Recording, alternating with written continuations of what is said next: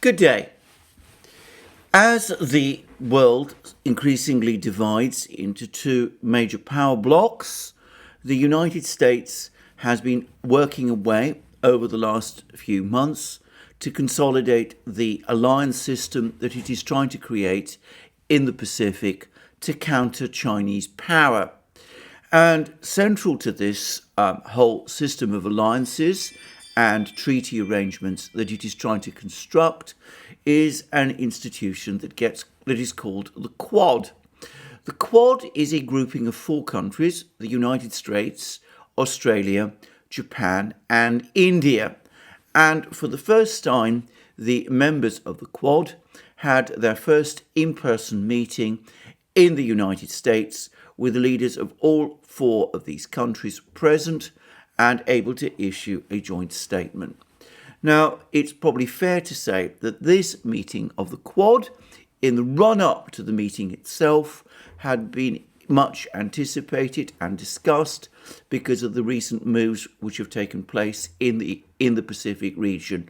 Specifically, the United States' decision to join with Britain and Australia in announcing a new grouping, AUKUS, and the US decision to endorse the supply of nuclear technology to Australia to enable Australia to build nuclear submarines. And of course, there have also been growing tensions over Taiwan and in the South China Sea. And there's been some talk recently of the prospects of a military clash between China and the United States in the Straits of Taiwan and in the South China Sea. So this had been a much anticipated meeting. And then a number of things started to happen which moved the focus away from it. Firstly, as I have discussed in several videos on this channel, the decision to set up AUKUS and to transfer nuclear technology to Australia to build nuclear submarines appears to be rather less than the sum of its parts. In fact, it looks increasingly to me like a declaration of intent rather than any sort of firm commitment. And for reasons I have also discussed in previous programs, it's starting to look to me as if the commitment to supply Australia with all this technology and to assist Australia to build these submarines may never in fact be realised. However, the effect of declaring AUKUS and of announcing this plan to supply Australia with this technology has had a disruptive effect on America's other alliances. It's become obvious over the last few days that the French, who were not consulted, were furious with this announcement, and there has been an attempt by President Biden of the United States to talk to President Macron and to try to find some way of easing the sense of crisis with President Macron of France and to try to bring him and France back into the game with the United States. But it's also become increasingly clear over the last few days that the AUKUS announcement, has been poorly received by the United States' major allies in Europe, with Germany, for example, talking about the AUKUS announcement being an insult to a NATO member state, which is, of course, France, and with other European allies of the United States wondering whether the AUKUS announcement, in fact, speaks of a future where the United States will be concentrating on the Pacific and meeting the challenge from China there, and when with Europe being put on the back burner and Russia being left to do as it pleases. Something which, of course, the Europeans would not welcome at all. So the AUKUS announcement was not well received in Europe, and it also turned out that there were misgivings about it in the Pacific region as well, with New Zealand also not consulted, being unhappy, with Indonesia and Malaysia criticising the announcement, with Singapore refusing to give support, and with Japan and India, both Quad member states, being extremely reticent and making in private clear their own misgivings. But that was AUKUS, and now we've had something else happen, which has perhaps overshadowed the Quad summit even further. And that was the US decision, and one has to stress here that we're talking about a US decision to allow Meng Wanzhou, the chief financial officer of Huawei, to return to China and to be released by Canada, where she was enmeshed in protracted extradition proceedings between Canada and the United States. Now, Meng's arrest 3 years ago marked a major turn in the deterioration of relations between the United States and China. The Chinese have fiercely responded to that arrest, and it's probably fair to say that the timing of this announcement by the United States has in effect overshadowed the meeting of the Quad and has taken away international attention from that meeting. That is an interesting fact in itself, since one would have assumed that the United States would want the focus to be on the meeting of the Quad rather than on the release of Meng Wanzhou, but so it has turned out.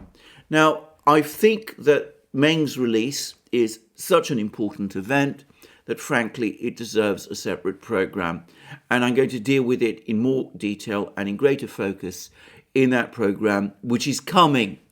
All I would say is that if one disregards the mumbling admission of partial guilt that Meng made, the reality, the actual substance of this affair is a clear-cut victory for Beijing. The attempt to get Meng to the United States has been abandoned. The Canadians clearly were unhappy about being caught up in a power game between the United States and China. They were anxious to get their own people in China released, and the Chinese played exceptionally tough hardball, both with Canada and the United States, and they have won decisively.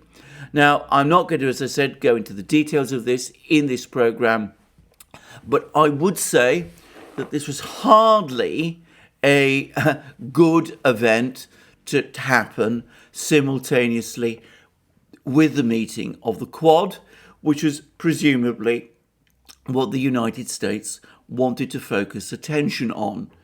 And in fact, when we actually analyse and look at the statements that came out of this meeting of the Quad, we will see that there were, in fact, reasons why the United States might not have been entirely happy with the Quad meeting either.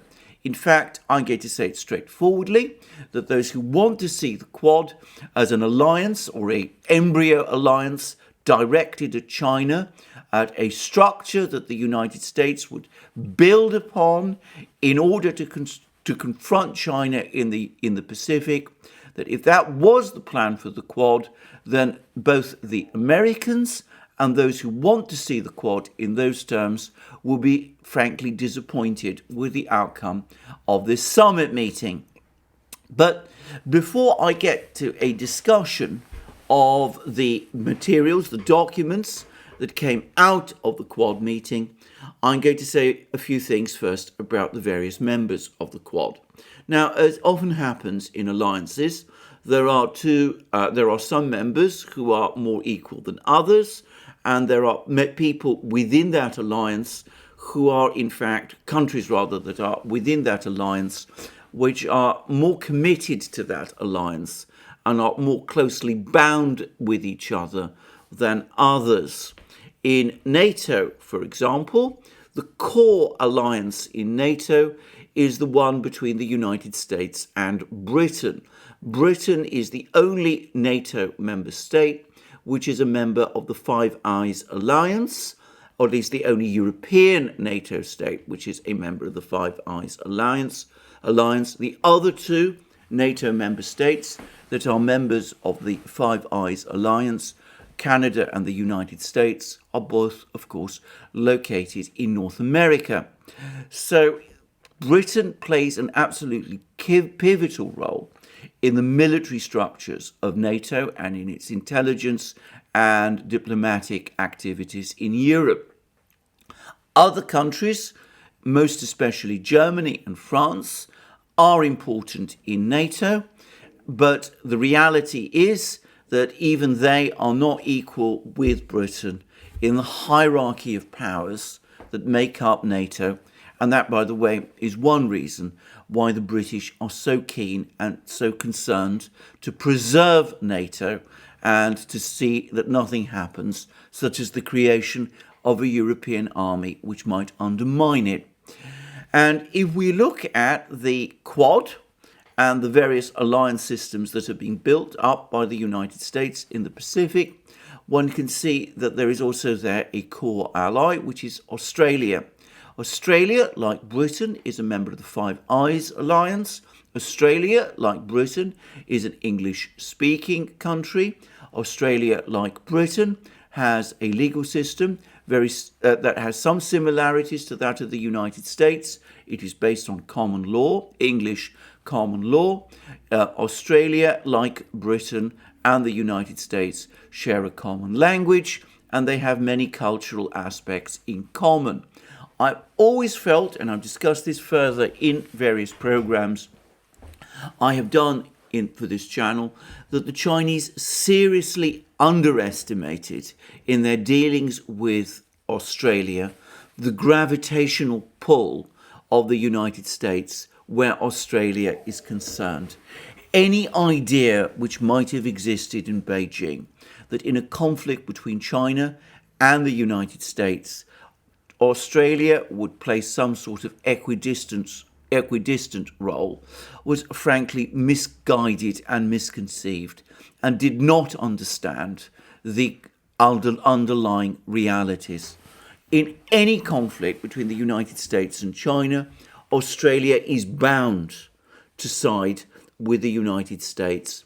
That doesn't mean that Australia could not have maintained good relations with China.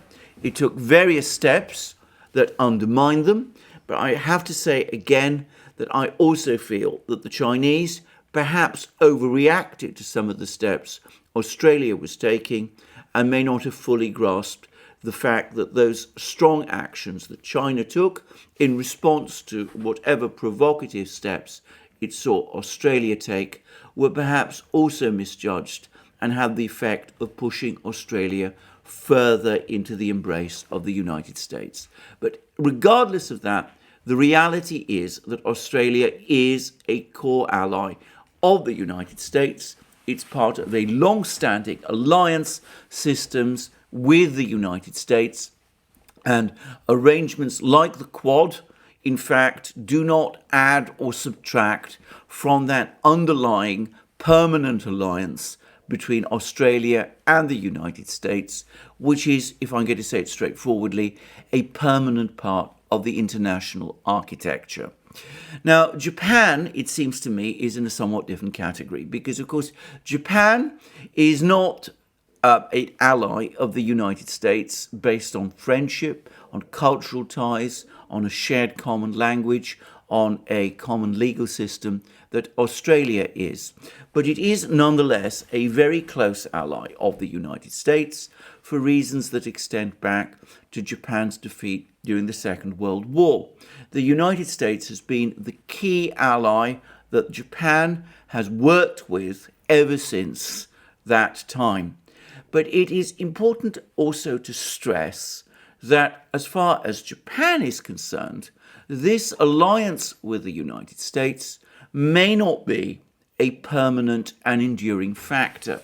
Japan, unlike the United States, unlike Australia, is a major industrial power. It has very powerful armed forces, even though, for various reasons, it prefers not to call them that. And it is, unlike Australia, very much in a position to pursue an independent foreign policy in the Pacific, as of course it did to disastrous effect before the Second World War. And that perhaps begs the question of why, given that this is so, is Japan so keen to maintain a close relationship with the United States at the moment? Well, I'm going to say straightforwardly that this relationship with the United States worked very well for Japan in the past, in that it enabled Japan to recover economically very quickly after the devastation of the Second World War. And today, when Japan's economy, of course, is in a different position, it provides Japan with some degree of insurance and protection from China.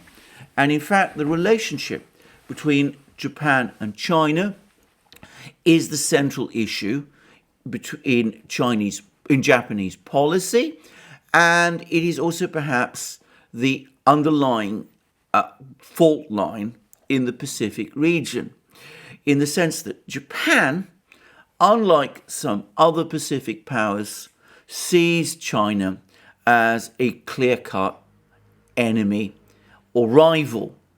Now, in saying that, perhaps it's useful to ask why. After all, it's not the case that China has any plan or policy to invade and conquer Japan or to change the system of government there. Japan and China have very close economic relations. In fact, I believe that China is Japan's major trading partner. China and Japan do have certain disputes over certain islands, but this is hardly an existential issue for either country, and it would be possible, in theory at least, to work round that issue. So why do Japan and China have this strong antagonism to each other? Well, the answer is that it is partly the unsolved and unresolved legacy of the first half of the 20th century. During that period, Japan emerged as the major economic and military power in the Pacific region, and it waged a series of wars against China, which brought Japanese troops deep into China, fighting an extremely brutal war against the Chinese, which the Chinese people have never forgotten. And Japan has never fully accepted its role, as the Chinese see it, in committing aggression against China, and this is deeply resented in China. And in my opinion, in Japan's case, Japan, for its part, is finding it extremely difficult to adjust to the reality that it is no longer the preeminent Pacific power as it was throughout the 20th century, and as it probably expected it would remain for the foreseeable future.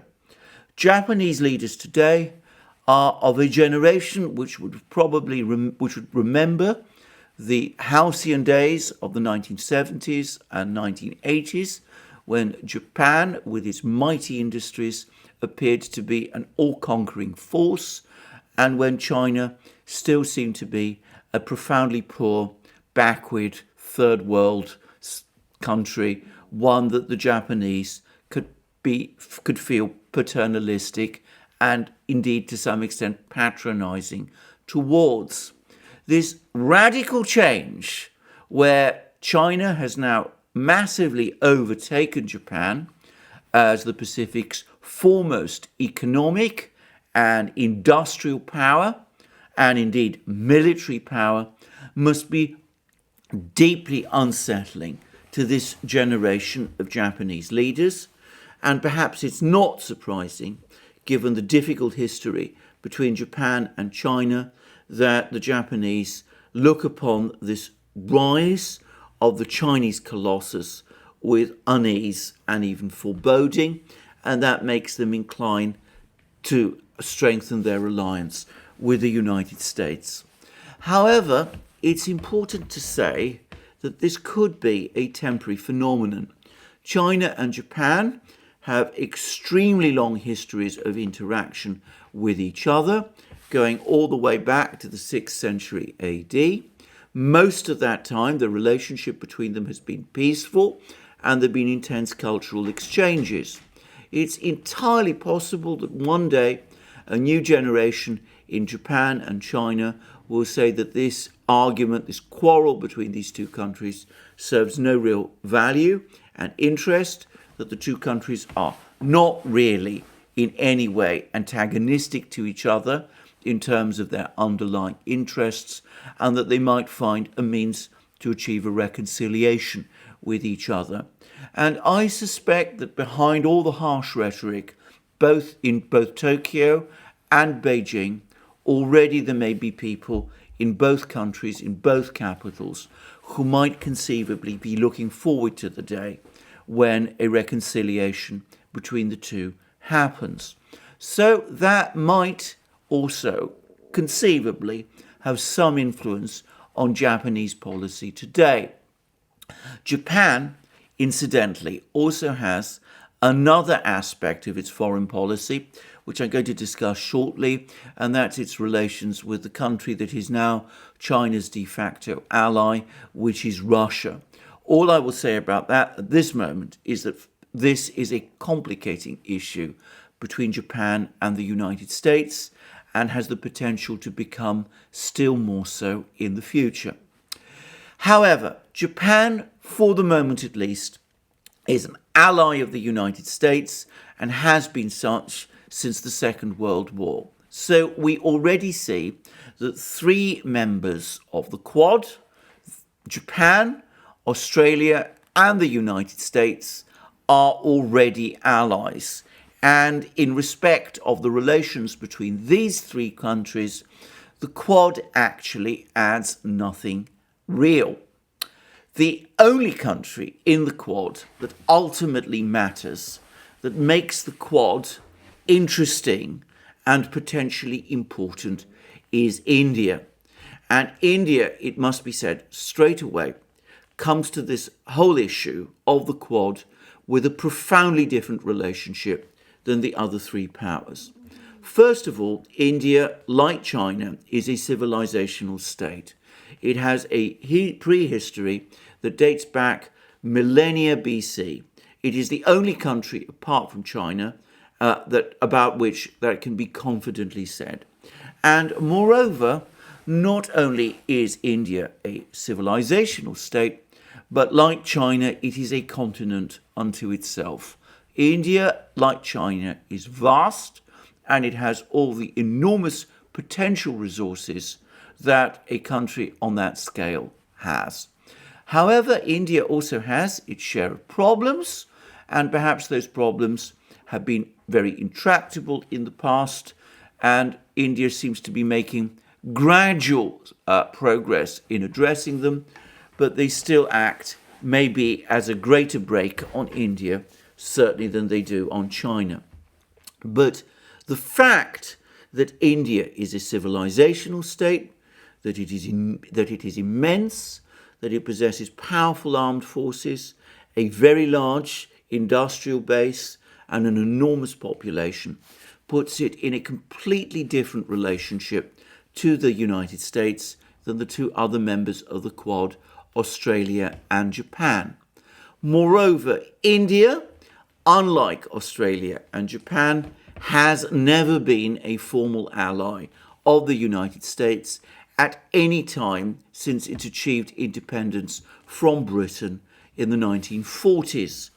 On the contrary, Indian foreign policy since that time has emphasized India's non-alignment, its refusal to get tied down in alliances with any of the great powers, its wish to pursue an independent foreign policy, one which seeks good relations with all the great powers at the same time. Now, it has to be said that this Indian policy of non-alignment has at various times involved India tilting more towards some great powers than others.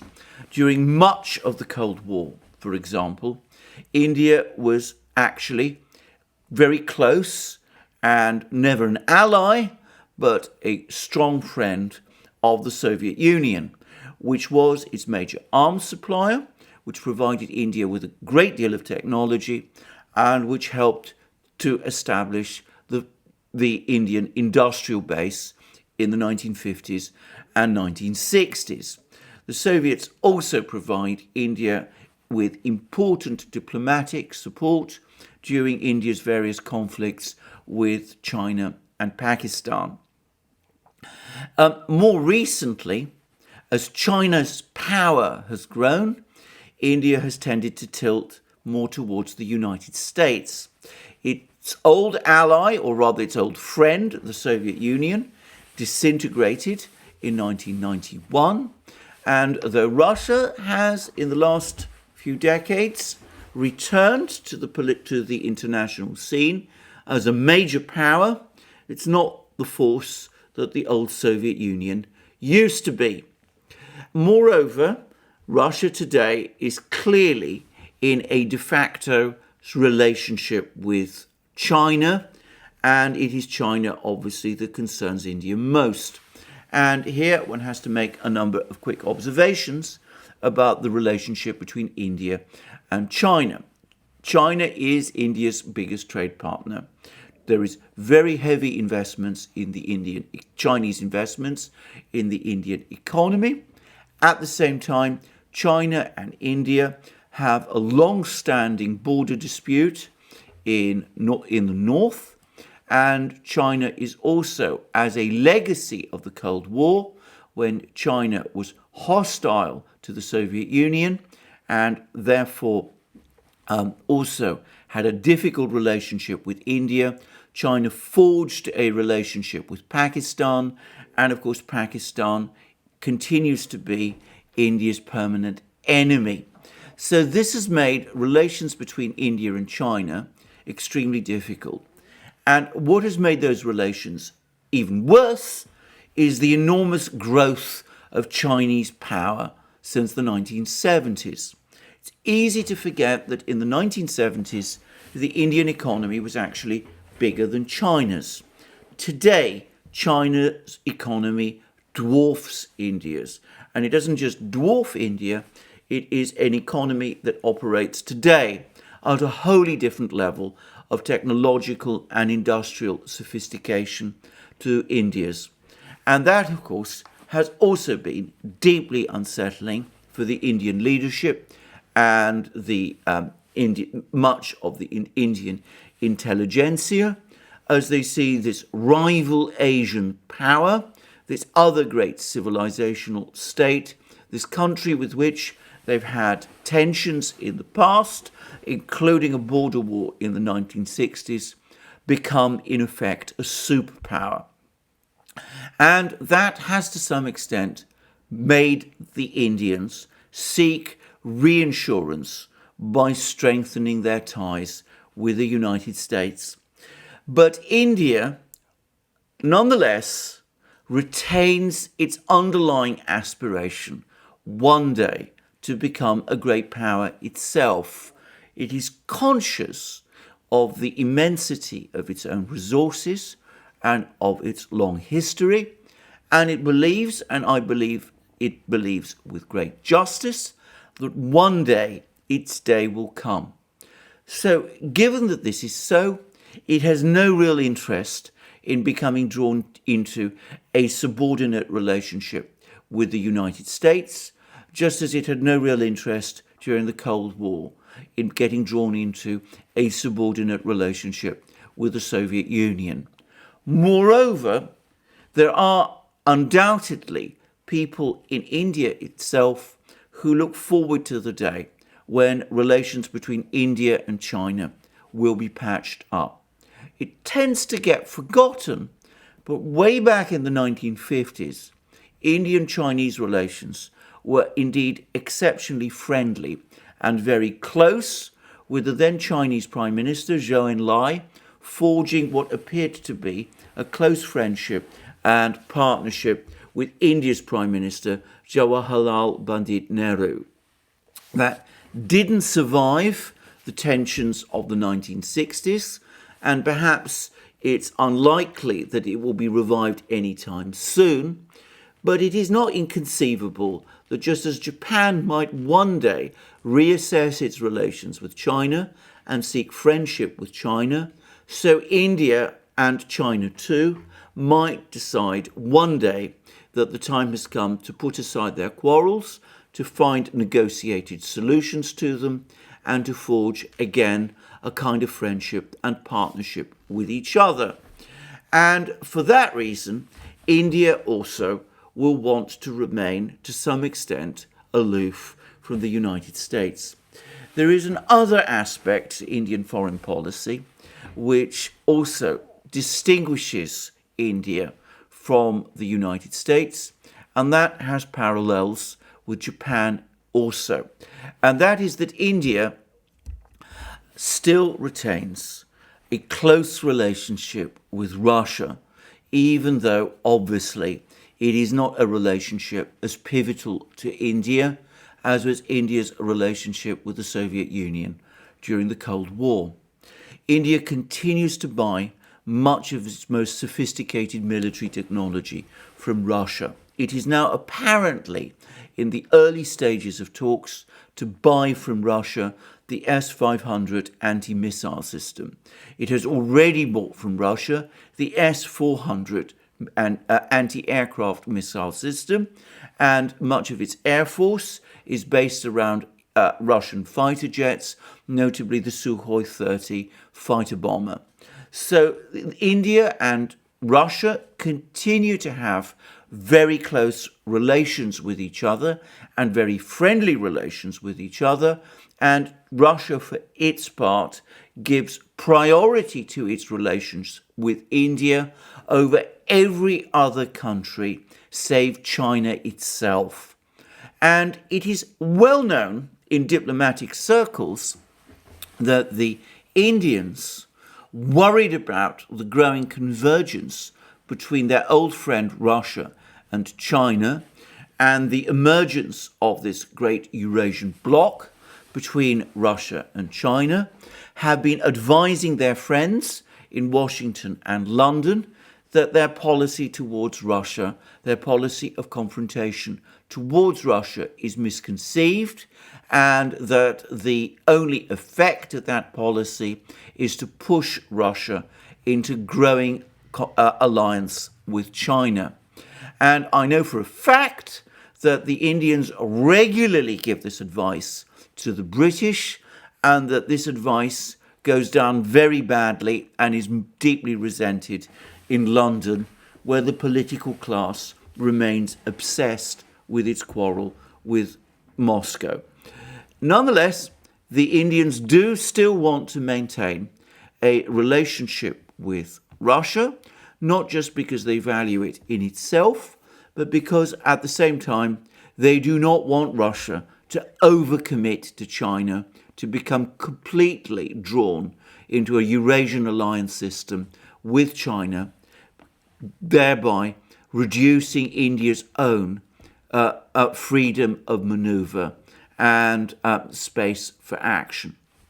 And I should say here that the other country that makes up the Quad, which is not part of the core alliance systems of the United States, which is Japan, also has similar views. Japan, too, has had a prickly relationship with Russia. It fought two wars against Russia in the 20th century, one in 1905 to 6, 1904 to 5, which Japan basically won, and a second one, two more actually, one in 1939, which Japan lost, and a third war in 1945, which Japan also lost. So there's been some difficult relations with Russia in the past, and there is, of course, a territorial dispute with Russia over certain islands, but Japanese leaders, like the leaders in New Delhi, have become increasingly concerned about Russia's growing alliance with China and are becoming increasingly nervous about this, and have been trying for their part over the last few years to try to reach out to Moscow to try to forge closer economic relations with Moscow, particularly in Russia's Pacific region, in order to keep the Russians from fully committing to that alliance with China, which they are becoming ever more closely drawn into. And that, too, to my certain knowledge, creates tensions between Japan and the United States. Perhaps not to quite the same extent as it does between India and the United States, but the Japanese also have been quietly telling the Americans for some time that this quarrel with Moscow only works to China's interests. And again, as I understand it, this advice has not gone down well at all in Washington. So India and Japan have different perspectives about the whole relationship with the Quad to the ones that Australia and the United States do. Australia and the United States are core allies. Japan is an ally, but it is an ally with a mind of its own, and the possibilities of one day pursuing an independent line which might not be entirely conducive to the United States. And India also most emphatically has a mind of its own, and it already pursues its own foreign policy line. So that is an introduction, if you like, to the Quad. But it's important to say again and to reiterate further that with Japan and Australia already being allies of the United States before the Quad was ever established, it is India that is the key partner. If India were to decide to withdraw from the Quad, which, by the way, it might one day easily do, then at that point the Quad loses all significance and simply becomes part of the furniture of America's existing alliances, providing no added value. So India is the country that is really pivotal to this entire enterprise. And in fact, it is India around which this summit that has taken place in the United States, it is around India that this whole summit has been structured, and it is with India, Indian Prime Minister Modi, that President Biden had a bilateral meeting, though, as now so often happens with the Biden-Harris administration, Modi also had talks with Kamala Harris too, and it seems that in some ways the more substantive part of the talks were the part of the talks that took place with her. But let's put all that to one side. Now, we can see the influence of India in the statements that have come out of the Quad meeting, because what they do is in effect make it very clear that this is not actually an alliance, and that there is no prospect of it becoming an alliance, and that if it were to become an alliance, including an alliance directed against China, then India, with its independent policy, its commitment to non-alignment, and its ambitions to one day become a great power, would want to have absolutely nothing to do with it. Let's first of all turn to the joint statement that the four Quad leaders published. And we come now to the first paragraph. It's quite a long statement. I'm not going to read it all, but we come to the first section. We, the leaders of Australia, India, Japan, and the United States, convene today in person as the Quad for the first time. On this historic occasion, we recommit to our partnership and to a region that is a bedrock of our shared security and prosperity, a free and open Indo-Pacific, which is also inclusive and resilient. Now, the key word here is inclusive. And in fact, we know that the United States did not want that word included in the statement. and that it was the Indians who insisted on it. We know about that because the Indians tell us as much, and I'm going to come to that later in this discussion. But the point about the word inclusive is that the Indians insisted upon it because they wanted to make sure that there would be no suggestion that this was in any way an agreement or an arrangement that excludes China or any other country from any other part of the Pacific region.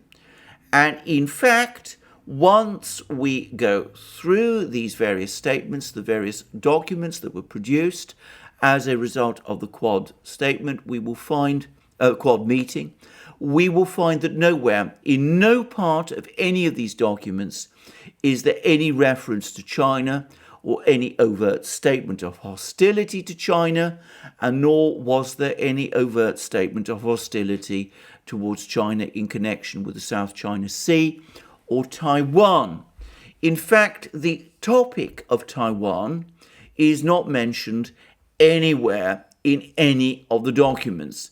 And there is a very important and straightforward reason for this, and that is, of course, that India recognizes China as the sole legitimate authority in Taiwan, and it is a supporter of China's One China policy. So India is in no sense a supporter of Taiwan's independence and has no wish to become drawn to any issue that might, in fact, appear to call the issue of China's unity into question. And if we go through the statements, what we read are an enormous amount of discussions about programs to combat the pandemic, to discuss science and mutual cooperation on science and technology. There's a section about the United States and India working together in some certain forms of defense cooperation, though nothing remotely comparable to the nuclear submarine deal between Australia and the United States and Britain, which has just been announced. India does, by the way, source nuclear submarine technology, but it sources it from Russia. And we see nothing like that. But we do see, and we do have some very interesting comments about terrorism and Afghanistan and about India's concerns, which reflect India's concerns about the situation in Afghanistan. Afghanistan is, of course, a country which borders Pakistan, India's enemy, and India is also extremely nervous and very concerned about the possibility that terrorist groups might use Afghanistan as a training center to attack India itself, as has happened in the past. In that, by the way, the Indians also have a joint interest with China and Russia. But there's a lot about Afghanistan, which again reflects India's concerns. But perhaps the most interesting passage in the joint statement is the one which goes to discuss the South China Sea and the Pacific region. And I'm going to read this paragraph. We also recognize that our shared futures will be written in the Indo-Pacific, and we will redouble our efforts to ensure that the Quad is a force for regional peace, stability, security, and prosperity. Towards that end, we will continue to champion adherence to international law, particularly as reflected in the UN Convention on the Law of the Sea, to meet challenges to the maritime rule-based order, including in the Pacific, East and South China Seas. Now, notice again that this rather complicated language here.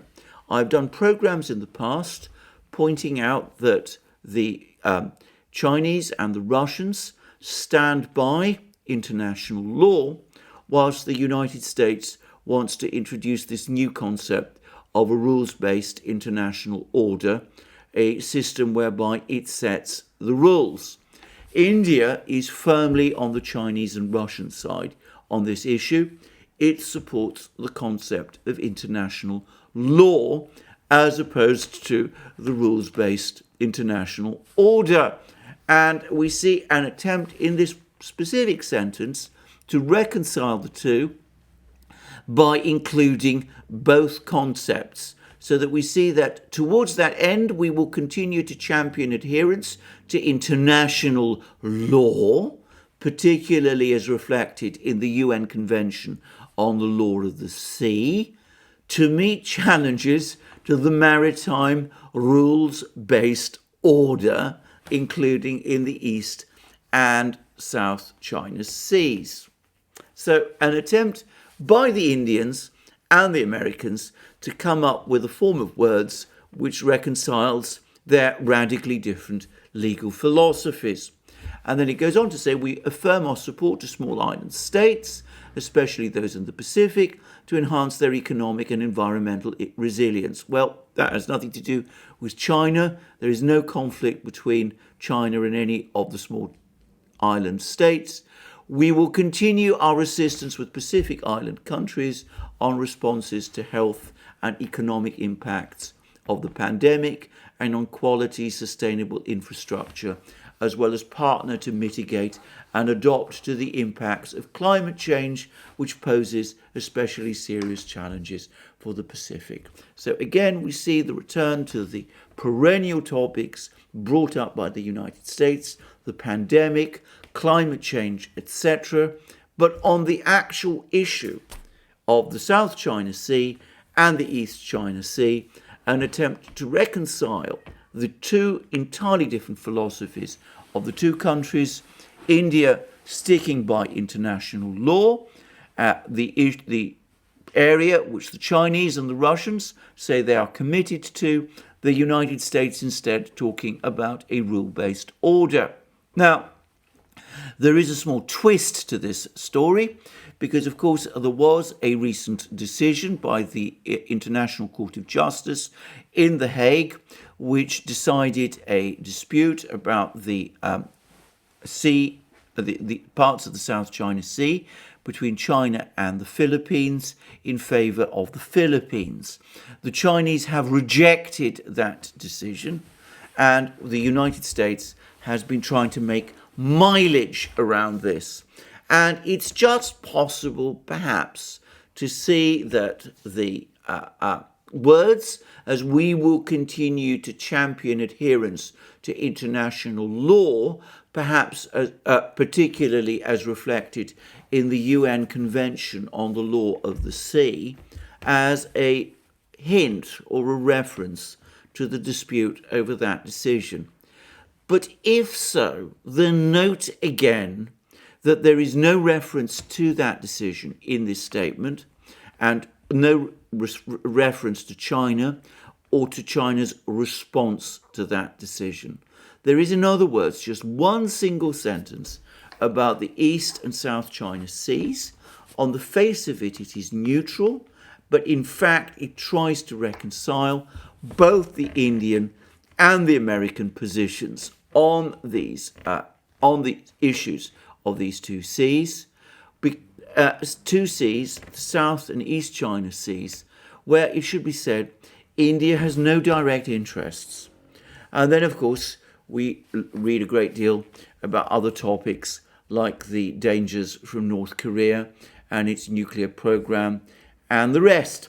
So, in effect, a very neutral joint statement, one which doesn't really offer the United States very much in terms of any alliance between the United States and India, and which I'm pretty sure reflects India's position that if there was going to be an alliance between the United States and India, and if the Quad was intended to be the basis of that alliance, well, in that case, India would not want to be a part of the Quad anymore. And if we go beyond that to the meeting between Biden and Modi, we find much the same. Lots of discussion about the pandemic, some discussion about joint cooperation in economics and science, a lot of discussion about climate change, a conspicuous avoidance of anything controversial relating to China and in fact no mention of China at all. And perhaps notoriously, it's also the case that the two leaders didn't take questions from the media, with President Biden specifically avoiding doing so. So a very bland discussion which doesn't actually deal with any specific concrete issues such as might be of interest to the United States. Now, for a fuller Indian take on all of this, it might be useful to turn to that most insightful of Indian commentators, M.K. Bhadrakumar. Now, Bhadrakumar is a former Indian diplomat. He has his own blog, which is called Indian Punchline, but he also writes for various websites and news sites in Asia and in India, and he is widely read around the world. I would say that he does appear to be more aligned with the opposition Congress party than with Modi's government, and he has on occasion been fairly critical of Modi and of Modi's policies.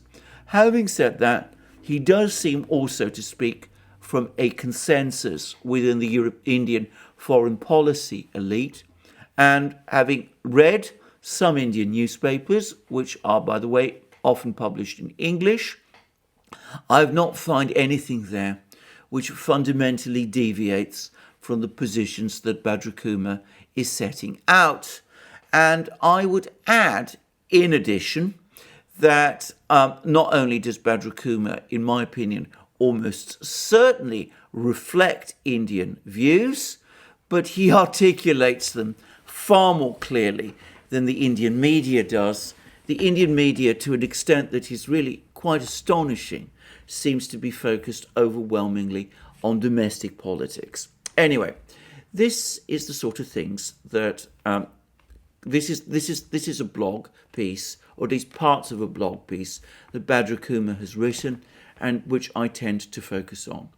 And he titles it by talking about Quad is turning and turning in widening gyre. That, by the way, is a reference to a remarkable poem called The Second Coming by W.B. Yeats. I'm not going to discuss that poem today. It shows the extent to which Indian diplomats and elite individuals are still influenced by the British educational system.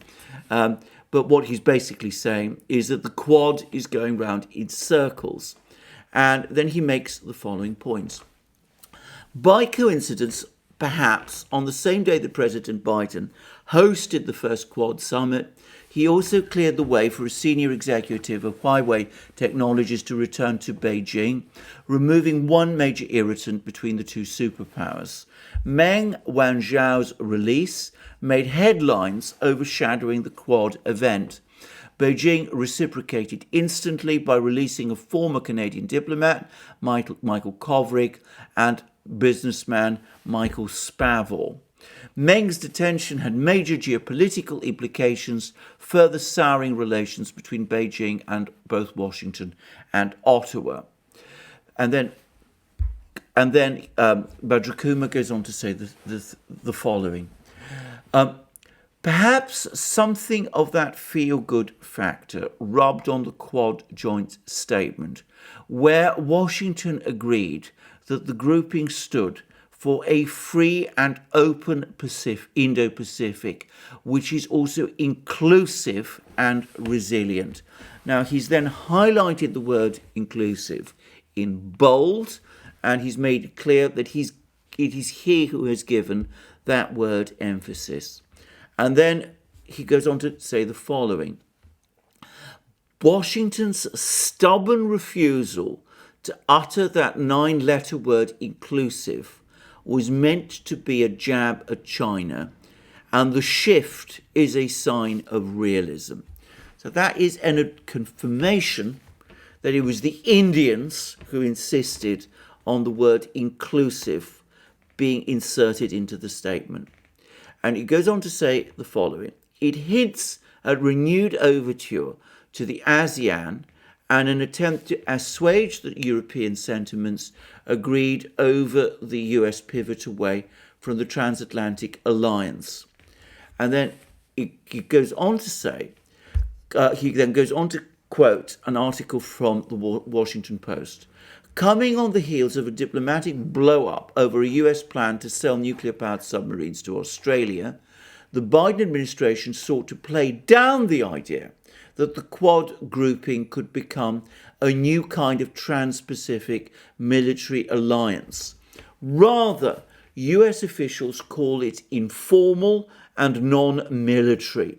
Biden did not mention China by name during his address to the United Nations General Assembly earlier this week, though he told the gathering that he does not seek a new Cold War.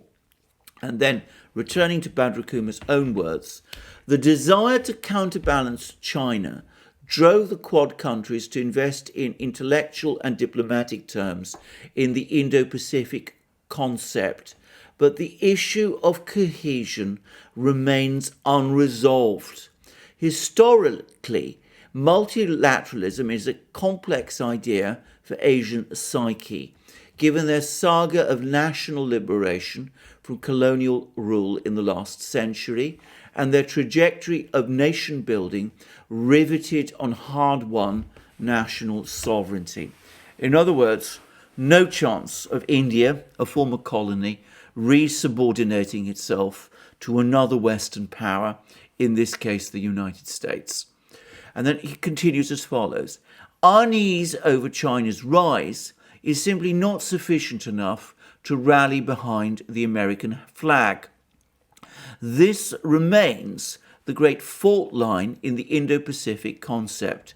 Belatedly, the Americans seem to grasp that India cannot be made a compliant partner. Whilst India's relationship with China is far from optimal today, its abiding interest to get close to China is also self-evident. Simply put, geopolitics gives impetus for India to be an autonomous actor. In other words, one day, India and China will achieve some kind of rapprochement, and in the meantime, India has no interest in becoming an ally of the United States against China. And then Badra goes on to say the following. India gains nothing out of antagonizing China or being used as a proxy diplomatic weapon, and certainly it has no reason to carry the burden of others' rivalries with China. Fundamentally, India has its own strategic interests, like the ASEAN countries, and is a stakeholder in the stability of the Asian continent. So far, the Quad's output has been rather meagre. The joint statement once again speaks mostly in generalities. The only concrete outcome is the creation of a Quad fellowship, which will provide 100 graduate fellowships to leading science, technology, engineering, and mathematics graduate such students from across the 4 countries. No small initiative, but not enough to write home about. When it comes to hot-button issues, though, with all the huffing and puffing by the Quad, China's Belt and Road Initiative remains the more compelling international vision than the Indo-Pacific. It has caught the imagination of the world, as is apparent from the big attendance at the biennial BRI summits in China. Basically, BRI is flexible and specific, whilst Indo-Pacific is ideological and otherworldly. It is not difficult to see why the Quad has a scratchy record. Washington has been desperately in need of some foreign policy showpiece in the aftermath of the defeat and humiliating retreat from Afghanistan, and it announced the AUKUS. But the US behaviour towards France, a major key NATO ally, a nuclear power, and a permanent UN Security Council member, is something unprecedented. Even Trump did not allow himself such boorish behaviour. AUKUS has serious nuclear proliferation risks and violates the spirit of the Nuclear Proliferation Treaty, as the US nuclear submarines are fueled by high enriched uranium of above 90%, which is weapons grade material. It undercuts the South Pacific Nuclear Free Zone Treaty and ASEAN countries' efforts to build a non-free zone in Southeast Asia, all in all severely undermining regional peace and stability. So there we are. Overall, we have the Indians. They're not going to become allies of the United States. That's not what they see the Quad as being about. They have no interest in getting drawn into conflicts with China over issues that don't immediately concern them, like Taiwan and the South China Sea. And they're not particularly impressed by AUKUS and the nuclear submarine deal either. They tend to see it as destabilizing. And though Badrakuma doesn't exactly say this, he also seems to hint at the fact that the Indians probably resent the fact that they have been put in a lower tier than Australia in the Quad as a result of the AUKUS deal. So overall, a meeting of the Quad, which Badrakuma talks about, but using a rather attractive English phrase drawn from an Irish poem about the falcon going round and round in the gyre. In other words, the Quad going round and round in circles. No real commitments, no substance agreed, a lot of words, and no real action apart from an agreement to fund the scholarships of some students. Now, I'm going to add just a few further points here. The point about, from the Washington Post article, about Biden's failure to make any critical comments about China at the United Nations General Assembly, I think again is something which almost certainly was insisted upon by the Indians in advance of the Quad meeting.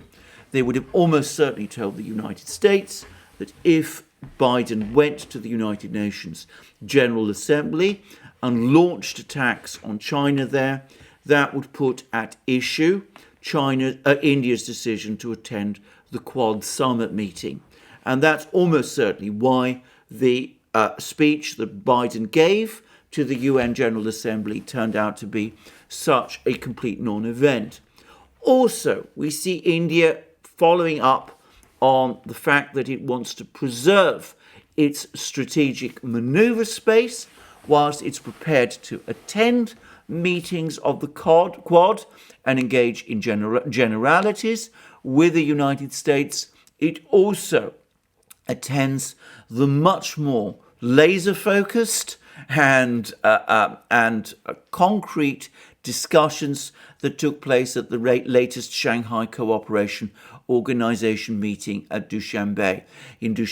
As I said, Modi attended that meeting, admittedly only virtually, but he was nonetheless a presence. And of course, Modi has also attended a recent meeting of the BRICS group, which also brought him into contact with Xi Jinping of China and Vladimir Putin of Russia. So the Indians are sticking to their balancing act. There is no alliance emerging in the Pacific against China. The Indians are not interested in such an alliance. They have their own issues with Beijing, but eventually they look forward to the day when they can resolve them. They're careful to keep their bridges to China open, and they are forging ahead at the same time with their friendship with the Russians, and they're looking to buy from the Russians more weapon systems. And as for the Quad, well, they do gain some weapons technology from the United States. There's quite a lot discussed about that. They get from the Americans support for India, obtaining a United Nations Security Council permanent seat. something which China, by the way, for the moment opposes, but which the British and the French are also known not to be keen on. Russia, by the way, supports India's move also, as well as the United States. So in summary, a Quad meeting that amounts to less than the sum of its parts. I think we need to take away from all of this a number of lessons. Firstly, it is not going to prove possible for the United States to forge an effective system of alliances against China in the Pacific. And its attempts to do so, as we saw with the AUKUS Treaty, is simply causing problems with the United States' existing alliances in Europe, as the European members of that alliance resent the moves the United States is making to refocus on the Pacific. The United States not only is going to find it difficult to patch together an alliance system in the Pacific, but it is also in danger of running up into a confrontation with China that it's not really prepared for and probably cannot win, at the same time as its relations with Russia remain in a mess and unresolved. I'm going to say it again. It is a constant theme of these programs. For the United States, the correct policy is not to seek confrontation either with China or with Russia. It is to seek some sort of détente with both. It doesn't have to be friends with either country. It certainly doesn't need to compromise on any of its core interests. But it is certainly possible to come to some arrangement with both of these countries which would relax tensions in the Pacific and in the Atlantic. Countries like India certainly would prefer that and would certainly not want to be drawn into a confrontation either with China and certainly not with Russia, which they have no interest in. Thank you for joining me for this program today. I look forward to you joining me in future programs on this channel and on our main channel, the Duran, where I do programs with my colleague and friend Alex Christoforou. Also, please remember to check us out on our on our new platforms, especially Locals, where we have a thriving community and where we are publishing increasing exclusive content. And you will also find commentary and content there provided by other members of our community, as well as Alex and me. And you can also find us on our various other platforms, including BitChute, Library, Rumble, ODYSEE, and the rest. You can also support us, if that's what you want to do, via PayPal, Patreon, via Patreon and Subscribestar. PayPal no longer works with us any longer, as many of you undoubtedly know. And last but not least, you can also come to us and support us via our shop. You can buy the amazing things you will find there, our famous magic mugs, our hats, our hoodies, our t-shirts, our sweatshirts, and all the rest.